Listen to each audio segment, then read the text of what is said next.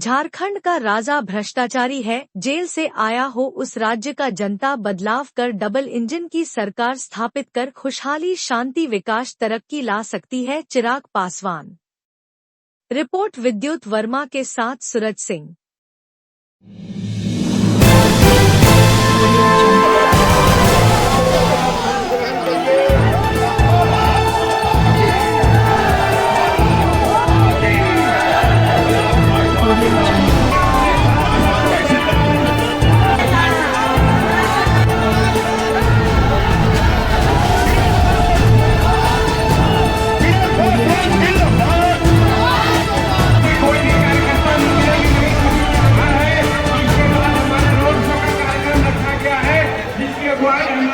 रागनी सिंह जीत जाएगी। रागनी सिंह जिंदाबाद, रागनी सिंह जिंदाबाद।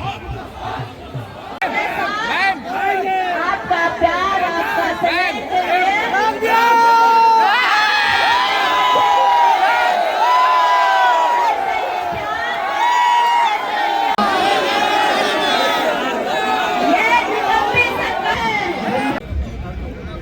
माननीय नरेंद्र मोदी जी देश के प्रधानमंत्री, देश के मान सम्मान को बढ़ाने का काम किए, वही गरीबों के मान सम्मान को भी बढ़ाने का काम किया।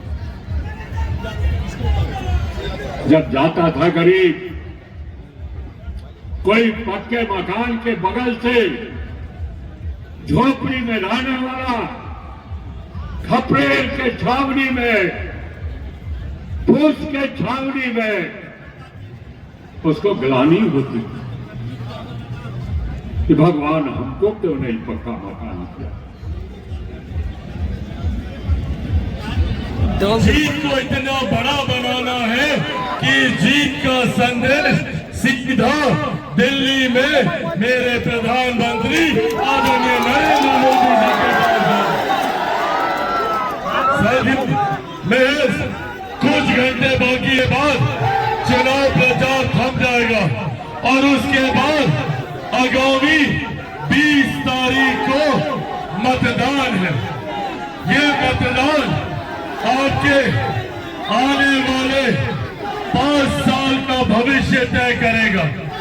चुनाव बहुत सरल है, एक तरफ विकास है तो दूसरी तरफ विनाश है। आपको विकास और विनाश में से चुनना है। एक तरफ मेरे प्रधानमंत्री जिन्होंने हर जाति, हर वर्ग को सम्मान देने का काम किया। आज इतनी भारी संख्या में यहाँ पे महिलाएं मौजूद हैं। महिलाओं के सम्मान के लिए शौचालय बनवाने का काम किया। उज्ज्वला के माध्यम से घर घर में गैस कनेक्शन पहुंचाने का काम किया।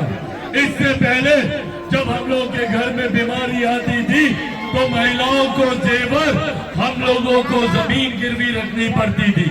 पर आज प्रधानमंत्री जी की देन है कि आयुष्मान के माध्यम से भगवान न करे, अगर घर पे कोई बीमारी आती है तो ये देन भी हमारे प्रधानमंत्री आदरणीय नरेंद्र मोदी जी की है।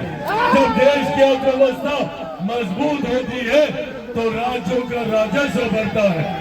हर जिले में विकास की योजनाओं के लिए ज्यादा राशि आती है। हर गरीब व्यक्ति के हाथ में ज्यादा कमाई आती है। प्रति व्यक्ति आय में इजाफा होता है और यही कारण है कि पिछले 10 सालों में 25 करोड़ से ज्यादा लोग गरीबी रेखा से बाहर निकलकर मुख्य धारा के साथ जुड़ने का काम किया। साथियों, एक तरफ हमारे प्रधानमंत्री जी ने हमारे देश की अर्थव्यवस्था को मजबूत किया तो दूसरी तरफ हमारी आस्था को भी सम्मान देने का काम किया। सोचिए, पिछले 500 साल से जैसे हम लोग टेंट के नीचे बैठे हैं, ऐसे ही प्रभु श्री राम 500 साल से टेंट के नीचे धूप गर्मी धूल मिट्टी में बैठे थे। पहली बार देश में एक ऐसे प्रधानमंत्री आए जिन्होंने हमारी आस्था को सम्मान देते हुए अयोध्या में भव्य राम मंदिर का निर्माण कराकर प्रतिष्ठा कराने का काम किया। साथियों, एक तरफ हमारी सरकार जहां मजबूती से आस्था और अर्थव्यवस्था को संजोकर चलने का काम कर रही है, तो वहीं हमारे ही देश में दुनिया की सबसे बड़ी गरीब कल्याण की योजना चलाई जा रही है। गरीब कल्याण की योजना जिसका श्रेय मैं मेरे नेता, मेरे पिता आदरणीय रामविलास पासवान जी को भी देता हूं। आज उनकी वजह से देश में 80 करोड़ लोगों को मुफ्त में अनाज दिया जा रहा है। ये देन भी हमारे प्रधानमंत्री नरेंद्र मोदी जी की है। साथियों, आज यात्रा करने आया हूं कि जो लोग झूठ बोलते हैं, भ्रम फैलाने का काम करते हैं, उनसे हम लोगों को सावधान रहने की जरूरत है। क्या बोलते थे ये कांग्रेस, जेएमएम, राजद के लोग लोकसभा चुनाव में कहते थे अगर प्रधानमंत्री तीसरी बार प्रधानमंत्री बन गए तो आरक्षण समाप्त हो जाएगा, संविधान समाप्त हो जाएगा, लोकतंत्र की हत्या हो जाएगी। पूछिए आज इन लोगों से, 5.5 महीने हो गए, किसका आरक्षण छीना गया, कहाँ का संविधान खत्म हुआ, कौन सा लोकतंत्र खत्म हुआ।